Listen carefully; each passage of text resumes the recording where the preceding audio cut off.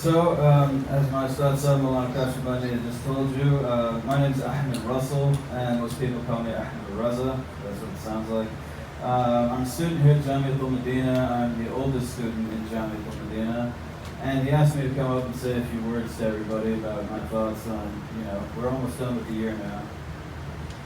First, I wanted to specifically say some words to the younger people who are thinking about coming to Jamia Tul Madina, but they're not sure. You may be thinking, I don't know, my parents really want me to. Am I that good of a student? Am I that smart? It's a big commitment, and you're not sure whether or not you can handle it. And the best thing I can say to that is, just look at me. Right? I'm just some Bora. I grew up across the street from a cornfield in a town none of you have ever heard of. I had never been to Texas before I came to Jamia, and on the first day of class, I could not read Alif Ba Ta. And I think most people who are interested in thinking about coming to Jamia, they can at least read the Holy Quran to some extent, but I couldn't. And I think most of the people who are interested in coming to Jamia but they're not sure, you would have the support of your Muslim parents and your Muslim family members. And I didn't. It says in Bukhari Sharif, and I'm pretty sure he's already told you this hadith in Urdu, that when Allah Azza wa Jal intends good for someone, He sets him towards deen. As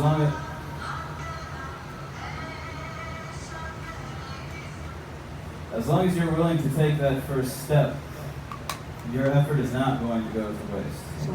My Ustad Sahib always says that your effort will not go to waste.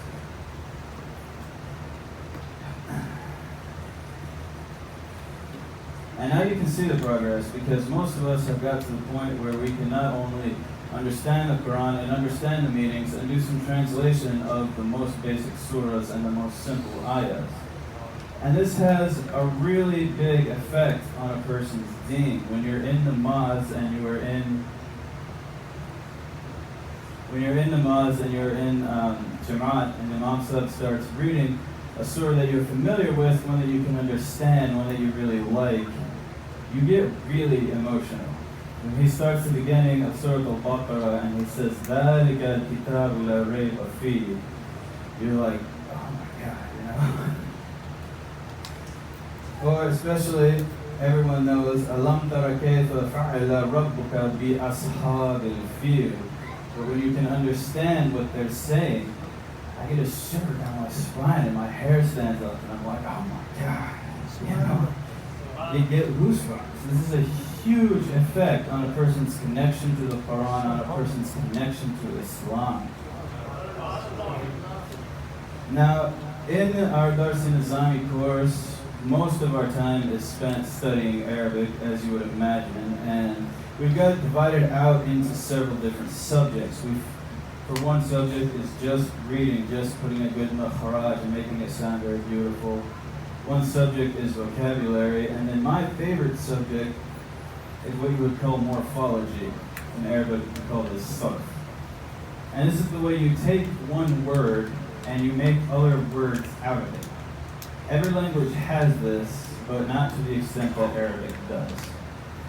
So like in English, the place is called the library, and the person who works there is the librarian. That's what this subject is about. It's about taking one word and making other words from it. So the example that I always like to show people is that you can start out with the word fataha, right? 3 letters, fataha. And this by itself means to open. Then as we all know, the first chapter of the Quran is called Al-Fatiha, the opener. It opens the Quran for us.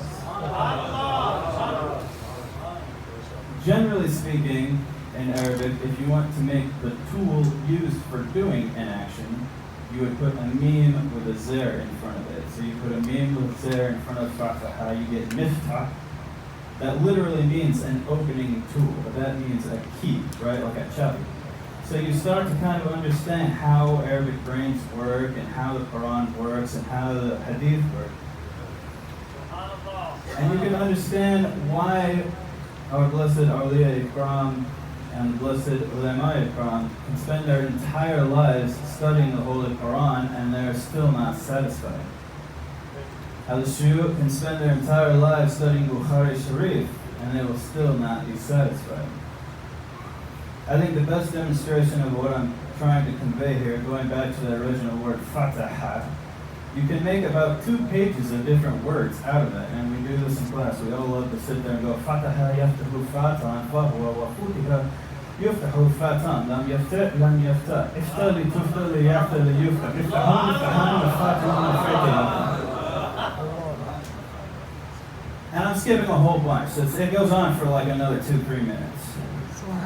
And that's why you can understand the depth of the Arabic language and why one single ayah of the Quran can have 500, 1,000 tafsir of this one ayah. Because every single word has that much meaning to it. And there's that much behind everything. And that's why I can start to understand why old men with white beards would say, oh, I'm Mulkisar. And he says, no, all I know is one drop in the ocean.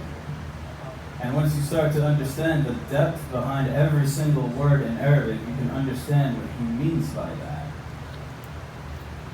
And that is the benefit of Jamia, that is the benefit of Dars Nizamia, is being able to understand how much there is, and the beauty of Islam, and the beauty of the Quran.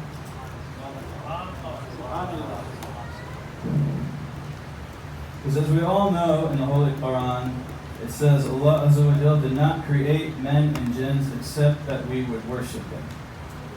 That is the purpose of our creation. That is why we are here, is to do ibadah.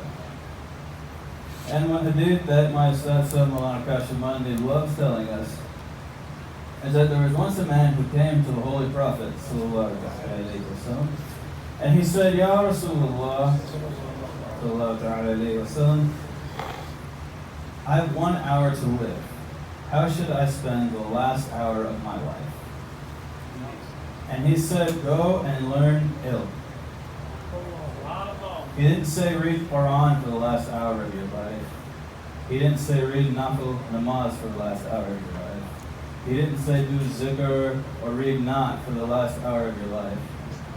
He said go learn ilm, which he can't even use or act on because he's going to die in an hour. But that is the best form of ibadah. That will bring you the most reward in the akhirah, is learning ilm al-din. Alright, so we were created for ibadah, and the best ibadah is learning ilm. I'll just leave you with that and let you think about that. Assalamu alaikum wa rahmatullahi wa barakatuh.